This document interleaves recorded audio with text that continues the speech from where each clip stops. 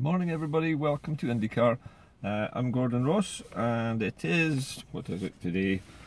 Today is Friday what is it today? Can't read my own writing, sorry, big pardon. Thursday the 21st, get the date right eventually. Thursday the 21st of March. I have three subjects to talk about this morning. I was deciding which order to run them in, and I've decided to go with rockets galore first because I want to finish with an item on Brexit. So let's go with the issue that I raised a few shows ago about the supposed new Scottish space programme, a Scottish new sort of space launch centre that the UK has said it intends to build in Sutherland on a peninsula. I think it's the Amoyne Peninsula. I'll check the geography of that, but the Amoyne Peninsula in Sutherland, which is a largely deserted area of the west coast of the West Highlands of Scotland.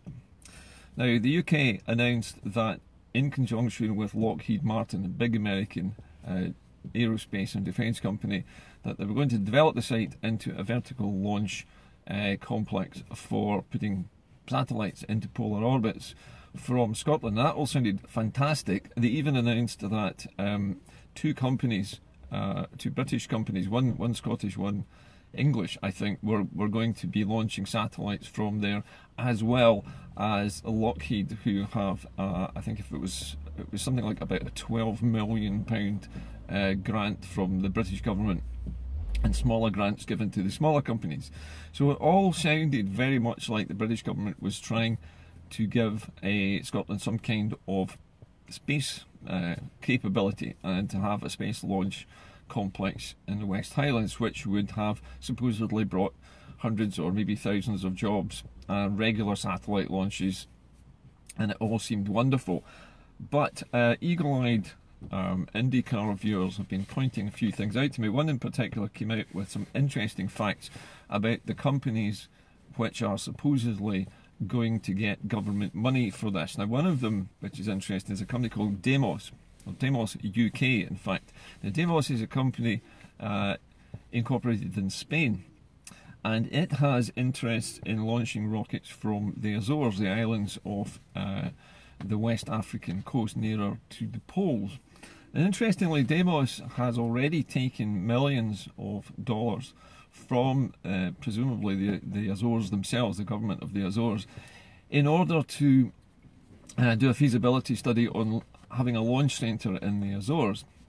Not only that, but the Spanish company Demos has a UK subsidiary which has just created, a shell company in other words, in the UK, which was created in order to accept millions of pounds of government grant funds to look at the feasibility of launching satellites from Sutherland. Not actually a sort of license to launch, but this is a feasibility study. They've been engaged as consultants only to look at what would be necessary to set up such a launch site. So there isn't actually a plan for it. There is one very vague artist's impression of a launch pad in the middle of a muddy field. That's about all they've got so far. But Demos has been given millions of pounds of taxpayers' money to look into the possibility, not actually building this thing, but actually the possibility of it even being suitable. Nobody really knows yet. And as well as that, we have a company called Orbex, which is a little-known UK company with very little history of launching anything at all, and only one rocket engine partially tested. And this is put up against the Scottish company, which is called Skyrora, which is a Scottish and Eastern European amalgamation of firms. And they are setting up in Scotland to manufacture rockets here. They have hardware, and they are using a proven technology. So it seems that my suspicions about this so-called launch complex that the British government is offering is very much a paper tiger exercise. It is just paying small companies small sums of several million pounds to write reports on the feasibility of a launch site in Sutherland. There's no actual launch site going to be built yet at all. Nobody even knows if it's possible yet to do it, nor how it would be built or the infrastructure that would be needed to support it. So at the moment it is what I thought it was, which is a paper tiger. It sounds good on paper, but it's not reality. Not yet, anyway. So it's very far from a certainty. Now, the second item on today's agenda for IndyCar is today is the 70th birthday of NATO, the North Atlantic Treaty Organisation. This is, or was, a defensive organisation of North America, the United Kingdom, and most of Europe. The idea was that the countries which had survived the war wanted to ensure that the huge conglomeration that formed the Soviet Union would not expand any further into Europe. And so it was set up to defend Europe and the United Kingdom and North America from any expansion by the Soviet Union, which at the time was a rather implacable and massive potential threat to the Western capitalist way of living. And so NATO was set up as a defensive organisation to fight what was known as the Cold War.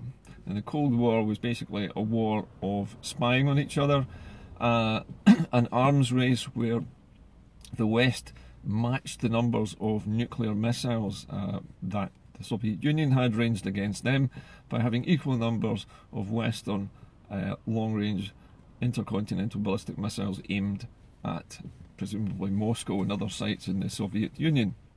Now, as you all know from your history books, at the towards the end of the 1980s, the Soviet Union collapsed, and the Berlin Wall, which divided Eastern Berlin from West Berlin, was torn down.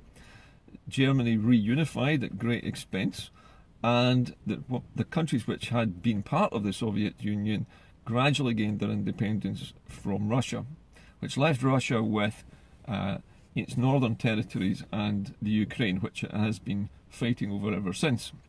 So that's where we are now. But the problem with NATO now is that after the Cold War ended, it stopped being a defensive organisation and it became an aggressive war-fighting organisation. People my age might remember the start of the Balkans War. This was a war which started in Yugoslavia, unexpectedly, largely regarded as an illegal war, where Yugoslavia was torn apart.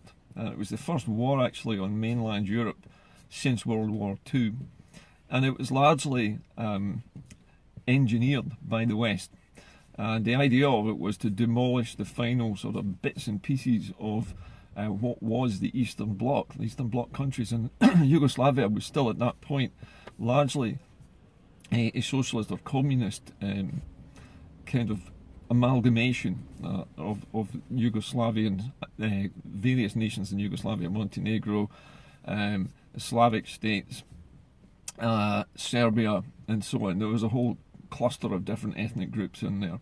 But what actually ended up happening in Yugoslavia was a war, and it was a war that was prosecuted by NATO, and it was watched over, steered by, and the air superiority was provided by NATO, long-range missiles provided by NATO. So the whole thing became, at that point, NATO started to think of itself as a global policeman, as a war-fighting sort of organisation. So it stopped defending the West from the threat of communism and started trying to eradicate little pockets of socialism and communism that were left. And then, when it realised it could do that, it then engaged itself in a whole series of military adventures in the Middle East, where it obviously had interests in keeping oil prices high and running its pipelines and getting its refineries built in strategic places in the Middle East, which were under the control of rather inconvenient regimes that they didn't like. People like General Gaddafi, for example, Saddam Hussein, for example. These were people who had been popular with the West up until that point. Bashar al-Assad is another one, was popular with the West, now he's public enemy number one. So NATO at 70 has changed itself from defending Europe and North America from the threat of Soviet expansionism into becoming an expansionist organisation itself, that now is trying to encircle Russia from all sides and encircle now China by a massive build-up of American military might in the South China Sea. And this is looking now as if NATO is turning itself back into a Cold War fighting organisation. It misses the days of the Cold War and it's decided to start another one. And it's doing that by encircling Russia and provoking Russia to, it's basically daring them to do something. The issue of the Crimea, where Russia annexed the Crimea from the Ukraine, is a case in point. This has been a bone of contention in Russia for decades over who should run the Crimea and who should run the Ukraine. The Ukraine is split down the middle between Ukrainians and Russians, and it is very much a divided nation. But that aside, we now face the problem of America trying now to encircle China, who it sees as a threat to world peace. We've seen things happening in North Korea with America basically applying sanctions to North Korea, the North Koreans saying their nuclear program is going to be stopped, and all of the Trump and Kim Jong-un talks have now stalled and nothing's happening. But America has got a massive military presence in the South China Sea now because of it. And because of that, they're now patrolling up and down the South China Sea, provoking daily engagements with Chinese aerial defence systems and surface vessels, basically testing the edges of China's defence systems.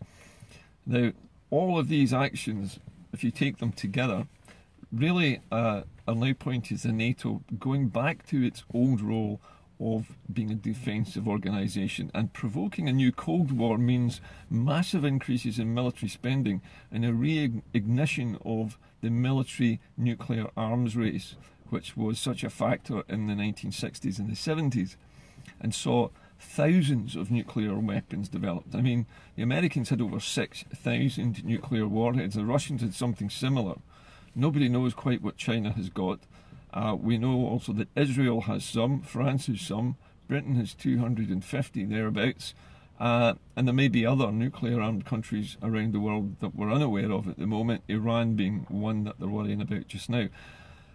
So there is still the ever-present danger of a nuclear standoff, and that danger is being deliberately pumped up by NATO at the moment. It seems to be wanting to find a role for itself. And it's in this backdrop of global insecurity and this change in NATO from being purely a defensive organisation to being a war-fighting, aggressive organisation. Remember Tony Blair taking us to war twice? Afghanistan, which was supposed to be an exercise to go in and get bin Laden out, that turned into a 20-year war in Afghanistan, and it's still going on, and NATO is still fighting it. So, NATO is not what it used to be. And the question for us in Scotland is, when we become independent, do we want to still be a part of that? Because if we are part of it, then the presence of nuclear weapons in Scotland will be something which NATO will probably demand of us, that we keep nuclear weapons in Scotland, because their policy now is very much about ramping up the rhetoric, rattling the sabre, encircling Russia, encircling China, and provoking a new Cold War. And I don't know if Scotland really wants to be a part of that after it's independent. I think we all have to ask ourselves whether we want to be a part of a global war-fighting, aggressive, warmongering organisation, or whether we want to just defend ourselves against people like that. And that finally brings me to Brexit. Now, you all know what's happening with Brexit, and I don't need to regurgitate what's already in the mainstream media. We know now what's going to happen. Theresa May has run down the clock to the last week of Brexit and now has announced that it's her deal or no deal. The European Union has said this is the last chance you're going to get. You're only going to have 2 months, not the 3 months Mrs May has asked for. She will be, I'm trying to remember whether it's Brussels or Strasbourg, but she's at not the Council of Europe, but I believe it's the European Union's, trying to get all the organisations right. It might not be the Council of Europe, but she is talking to European leaders today, and they are having the European Union Parliament meeting. Now that's a meeting of parliamentarians in the European Parliament. And she's going to ask for this stay of execution, this extra few months. and it's going to be knocked back, and she's going to get about 8 weeks of time in which to sort things out. And she's said that she's going to put back her deal to the House of Commons, and they're going to have to vote on it. If it fails, well, what happens? What happens if it fails is we end up out of Europe without a deal, because at the moment the Brexit clock's still running. Nobody's made any attempt to stop it. Nobody is talking about revoking Article 50, except, and this is interesting, and now a cross-party group has emerged with the SNP, Labour, the Greens and the Lib Dems all clubbing together to say, let's stop Article 50 and give ourselves time to think about this, and for Parliament to figure out what they can support and to remove the red lines that are creating this crisis, because it's Theresa May's red lines that are creating the crisis, not the British Parliament. If the red lines are removed, the crisis goes away, Europe will do a deal, we'll get time to do it, and everything will be a lot better. It's not going to be perfect, we'll still be Brexiting, but we'll be Brexiting with a far better deal at the end of the day. Will it happen? I don't think so. I think May is going to run the clock right down. She's going to push it to the vote, and with just a few days left to the deadline, it may fail. And if it fails, what happens? Is it possible that the European Union, which meets again, may have an emergency meeting on the 28th, the day before Brexit Day, to decide whether to throw Britain some kind of lifeline? But I think the appetite amongst European leaders to help Britain has died. It's gone, and I don't think they're going to have any truck with trying to help Mrs May now. She has dug a hole, not just for herself, but for all of us. She's dug a grave for the entire United Kingdom, and she is inviting us all to jump into it. Yesterday, Ian Blackford said in a speech to the House of Commons that Parliament had failed, Mrs May had failed, the Tories had failed, and if, at the end of the day, they're not going to take action to stop a no-deal Brexit, then Blackford has said, then Scotland will act. Now, this is the strongest words ever used, I think, in the Houses of Parliament by an SNP leader. He said that if the United Kingdom fails to act to stop Brexit, then Scotland will act. And I would take from that, the inference from that is that Scotland will act to leave the Union. Because I think this is no longer about having time to have a referendum. There is no time to have a referendum. And I think the politicians in Westminster in the SNP know that now. Mrs May has delayed this so long, right up to the last minute, because she knows that she can deny the SNP the chance to have a referendum. She's already said now is not the time. But now she's saying nothing has changed. She's putting her deal back to the Parliament for a vote. And so she has engineered the crisis deliberately. The idea is to leave politicians with almost no choice except her deal or no deal. If they vote down her deal and it fails, there is nothing else in place. There is only a no-deal Brexit, or calling a halt to the whole Brexit fiasco once and for all by revoking Article 50. And that would take something akin to a coup d'etat happening in Westminster. But for the SNP and for Scotland itself, which has voted solidly to remain in the EU all the way up to now, the only real answer is not to have a vote on independence, but to simply take its independence by revoking the Acts of Union. I don't mean we're going to become an independent country. We are just going to go back to being Scotland, but not part of the United Kingdom. We're not becoming independent. We already are independent. We have chosen for our Parliament to sit at Westminster to be a part of the United Kingdom, as part of the Union. But the Union Treaty has been broken so many times, and this crisis that's been deliberately created by the British government to cause a no-deal Brexit is beyond the pale for any party in the United Kingdom. I'm sure if the Labour Party could leave the UK, it would as well, because nobody wants to stay in the UK when this happens. Nobody wants to be on the ship when it sinks. So, as far as I can see, this is it. We're really coming to the crunch point. Today, I think the European Union will give Mrs May this last very faint hope in this very short period of time to force the deal through. I think they know it's going to fail. I think Mrs May deliberately wants it to fail, because I think now many people have said to me that I was wrong the other day to say that the Tories were not smart enough to come up with the idea of a no-deal Brexit as a way of getting out of European Union tax avoidance laws, which are going to clamp down on the UK's tax avoidance industry, and to get out of their responsibility to double the state pension. I may be wrong. Maybe that has been the intention all along by the Conservative government, was to create a no-deal Brexit and to make it seem as though a process had happened on the way up to it. But we've always been herded into this corner with fewer and fewer options until there's nothing left but Mrs May's bad deal and no deal. And if you remember, as somebody pointed out yesterday, the Tories have said from the beginning of Brexit that no deal was preferable to a bad deal. And that's what we've got. We've got a bad deal that nobody likes. The Tories have said that no deal is preferable to that. So you would expect the Tories to vote against this then, and to say we prefer no deal. Ian Blackford has said quite clearly that if that happens, Scotland will act. And like I say, I take that to mean it will end the Union. I don't think there will be any referendum, because there won't be time to do it.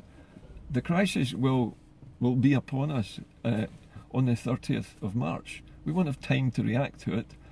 There will be a crisis across the whole country, and when there's a crisis or a national emergency, the normal rules of democracy can be suspended by the state. And everybody has been warning about this for ages. Those of you who've read Gaslighting Gilligan will know that the theory of this book that has been written is that this has always been the destination of the UK elite. They want this to happen.